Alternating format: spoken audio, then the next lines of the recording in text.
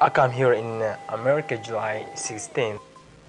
Ali is one of 13,000 Somali Bantu refugees who began to resettle in the United States in 2003.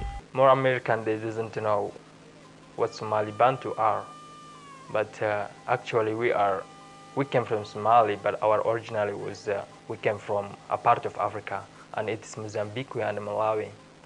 So as we are Somalians or Somali Bantu, we go to Somalia as a slaver. In the 1800s, Arab slave traders invaded Southeast Africa and took Somali Bantu people from their homes to work on plantations in Somalia.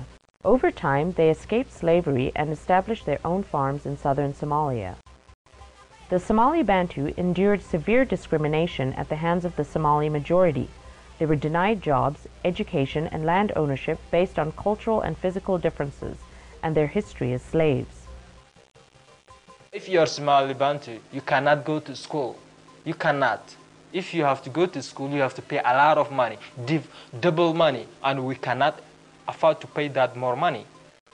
I'm talking about the president of Somalia, and he's called Siad Barre. You know, he is very, very unkind to the people, especially Somali Bantus. He was very unkind to them. They denied our land. They said you don't have any land over there.